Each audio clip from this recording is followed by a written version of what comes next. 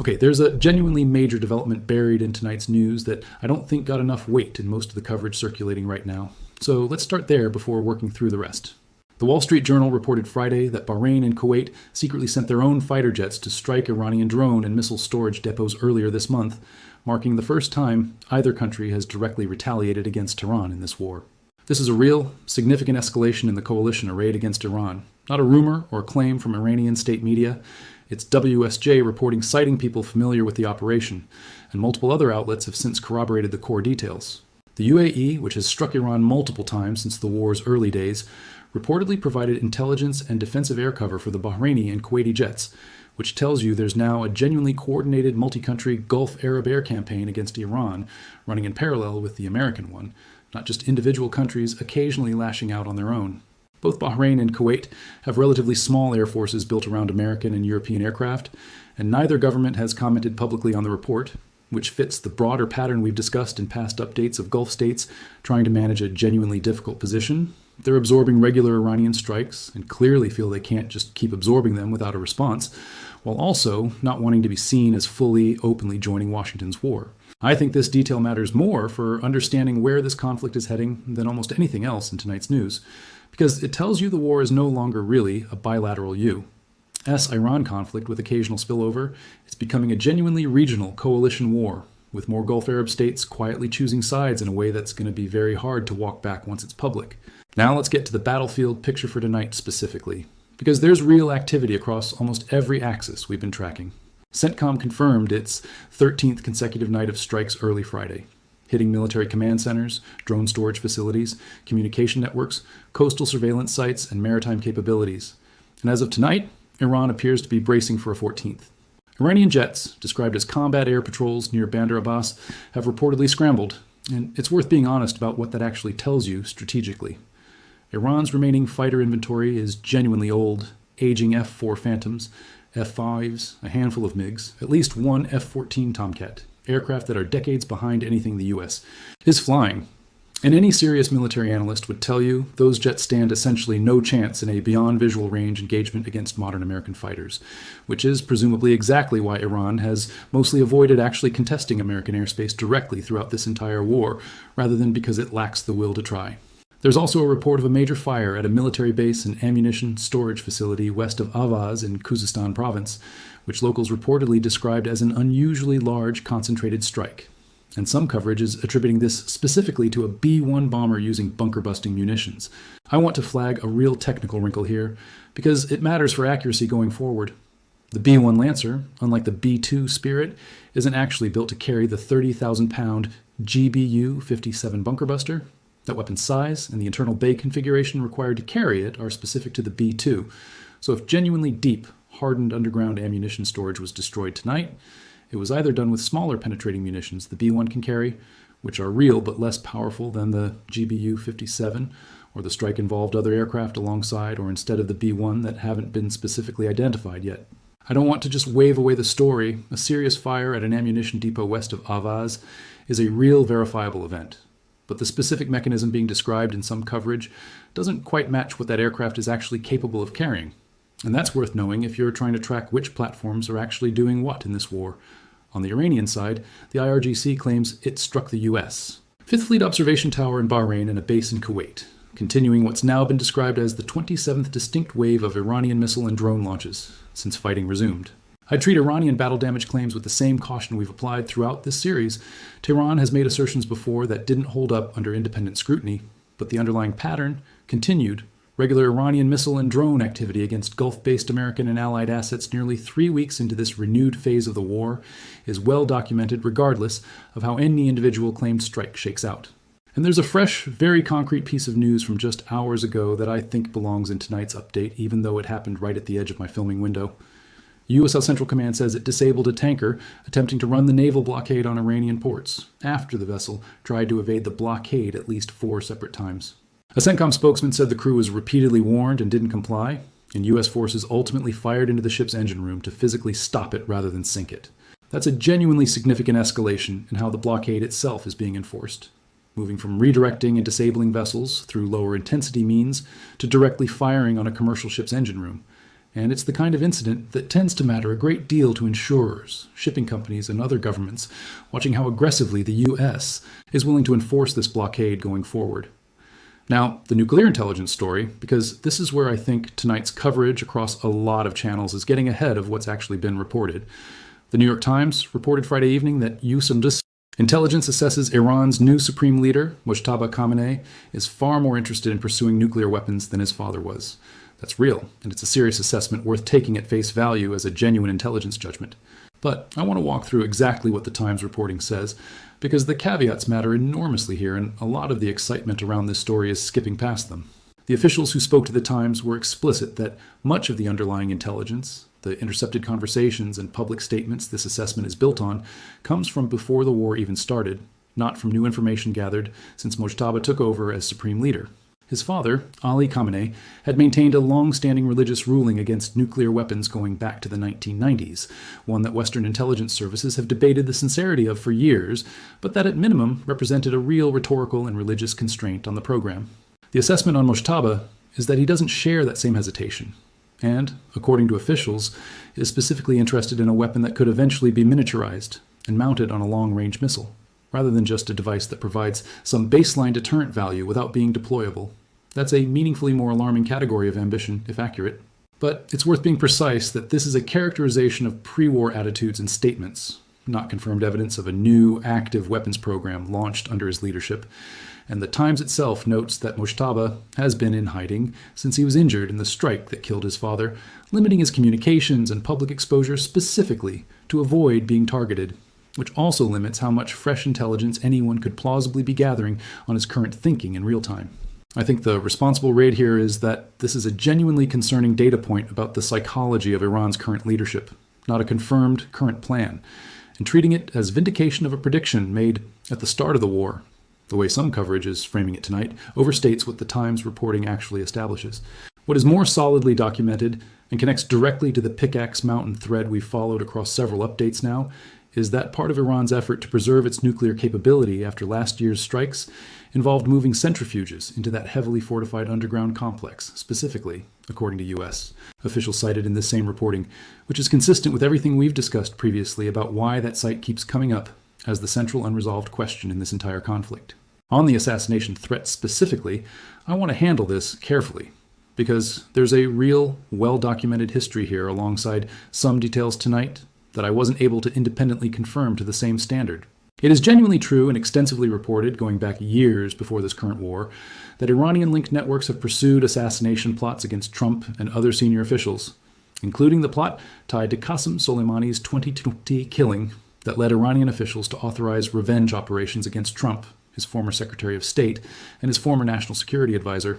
It's also true that Israeli intelligence shared fresh warnings with the U.S. earlier this month about renewed Iranian plotting, and that Trump has said publicly on multiple occasions now that he's left instructions for a massive retaliatory response if he's assassinated. The specific claim that senior aides have been told to stop using car services as a security precaution is the kind of granular operational security detail I wasn't able to verify against a named on-the-record source tonight. So I'd hold that particular detail a bit more loosely than the broader, well-documented pattern of assassination threats and enhanced security measures around the president and his team, which is real, regardless of whether that specific detail turns out to be accurate. On the China and Russia question, I actually think the honest read tonight cuts in an interesting direction. Trump's own statement that President Xi told him directly China would not sell weapons to Iran under any circumstances, and that Putin gave a similar assurance despite the ongoing war in Ukraine, is worth taking at face value as an accurate account of what those leaders reportedly told him.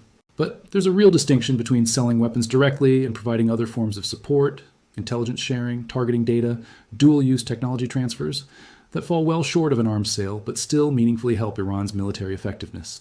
We've discussed in earlier updates the documented Russia-Iran defense partnership, the S-300 systems, and Su-35 fighters Russia has delivered to Iran, and the broader CRINC framework analysts use to describe this loose alignment of interests. None of that necessarily contradicts what Trump is describing. A specific pledge not to sell weapons is a narrower commitment than a pledge to withhold all forms of support. And it's entirely possible, both things are true at once, that Xi and Putin are keeping their word on direct arms sales, while other less visible forms of assistance continue through channels neither government would ever publicly acknowledge, or that a diplomatic promise wouldn't necessarily cover. I think that's a more useful way to hold this story than either fully accepting Trump's framing that China and Russia are cleanly uninvolved, or fully dismissing it as meaningless, because the truth likely sits in the specific, narrow gap between those two positions. So let me try to pull tonight together. The Bahrain and Kuwait revelation is, I think, the single most consequential piece of news in this update, a real expansion of the active coalition fighting Iran that's likely to shape how this war is fought and negotiated going forward more than any single night strike count. The battlefield picture continues to intensify on a fairly predictable trajectory. More strikes, more Iranian retaliation claims, aging Iranian aircraft posturing without meaningfully contesting American air superiority. The blockade enforcement is getting more aggressive, now including direct fire on a tanker's engine room to stop it physically. The nuclear leadership assessment is real and worth taking seriously, but it's built substantially on pre-war intelligence rather than fresh confirmation of an active weapons program, and deserves to be reported with that caveat intact rather than treated as settled proof. And the assassination threat picture remains genuinely serious and well documented in its broad strokes, even where some of tonight's more granular specific details haven't been independently verified to the same standard. There are a few more threads worth folding in before I close, because they add real texture to the diplomatic and political backdrop sitting underneath tonight's military headlines.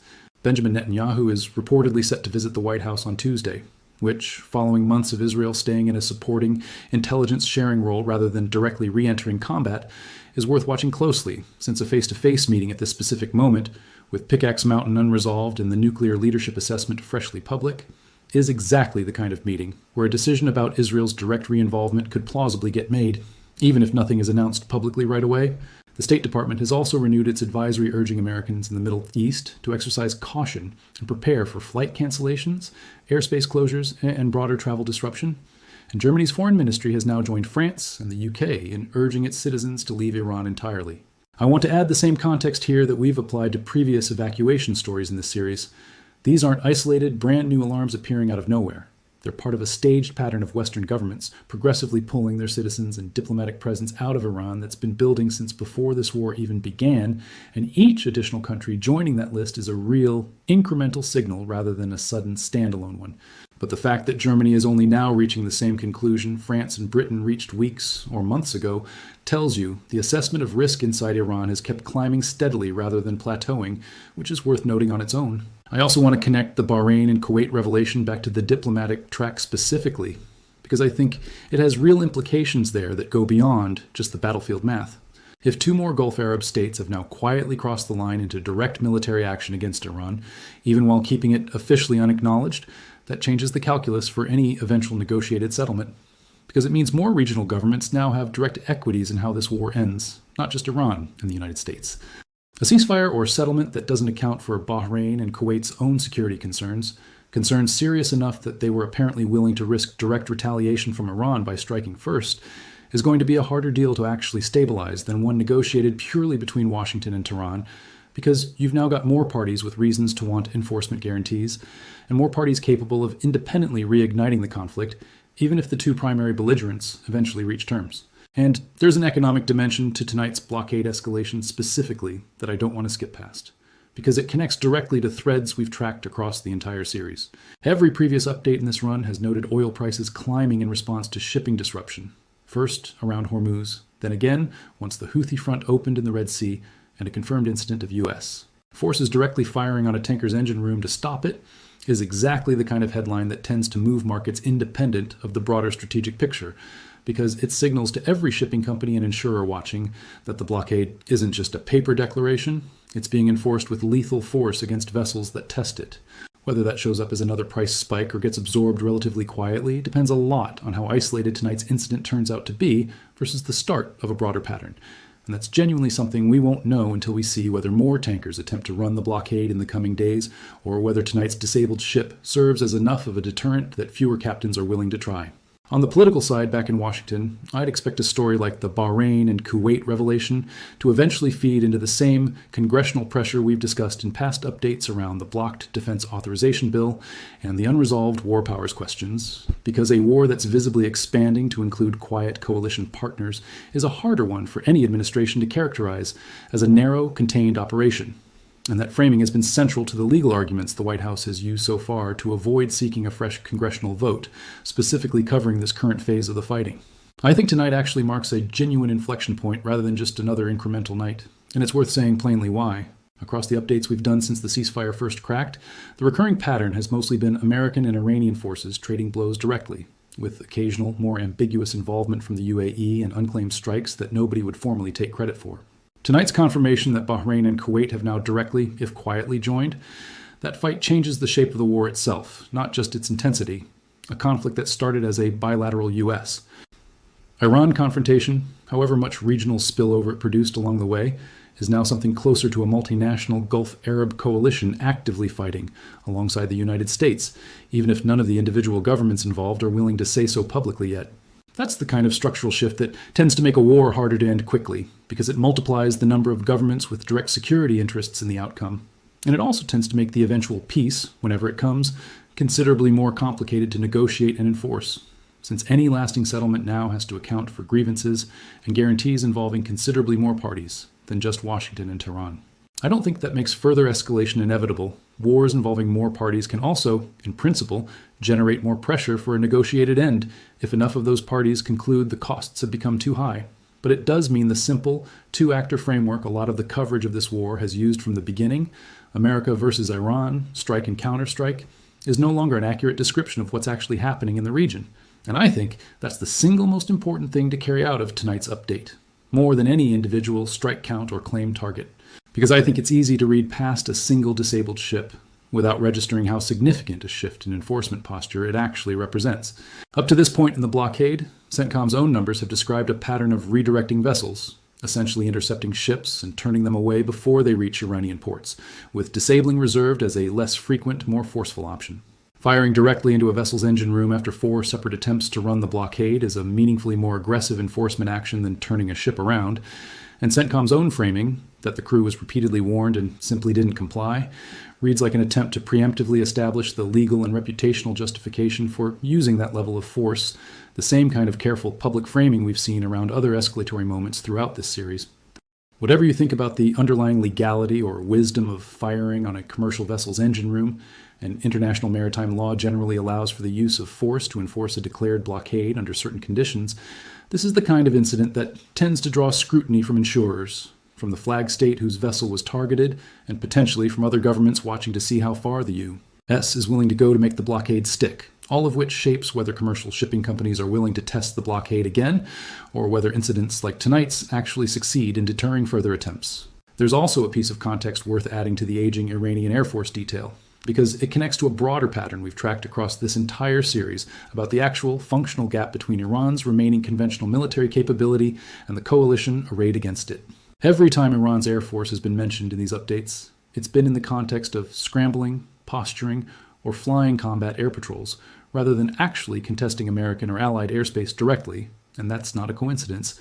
It reflects a genuinely enormous capability gap that's been true since well before this current phase of the war, and that no amount of Chinese or Russian assistance, whatever form it actually takes, seems to have meaningfully closed.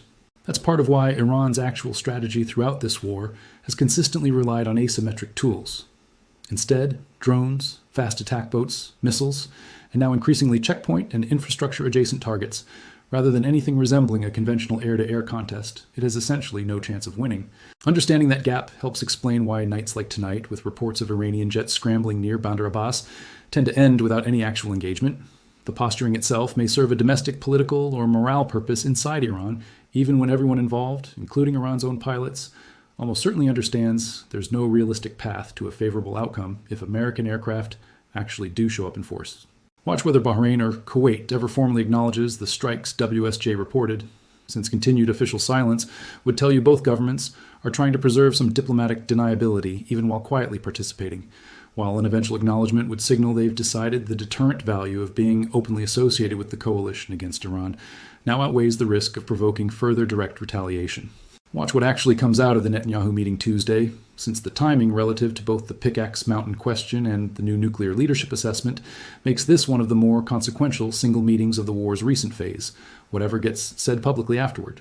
And watch whether the New York Times or any other outlet follows up with genuinely new intelligence on Mojtaba Khamenei's current thinking, rather than the pre-war material this initial report was built on, since that would be the real confirmation, one way or the other, of whether the alarming assessment about Iran's new leadership actually reflects where his head is now, mid-war, rather than just where it was before any of this started. But taken together, they point toward a war that's widening geographically, through the Bahrain and Kuwait revelation, hardening in its enforcement posture, through the tanker incident, and deepening in its underlying stakes, through the nuclear leadership assessment, even while the pace of individual strikes and claims each night starts to feel almost routine after this many consecutive updates. That combination, routine nightly escalation sitting on top of genuinely structural longer-term shifts, is exactly the kind of pattern that's easy to miss if you're only following the loudest headline each day. And it's exactly the pattern I think is most worth your attention heading into whatever comes next.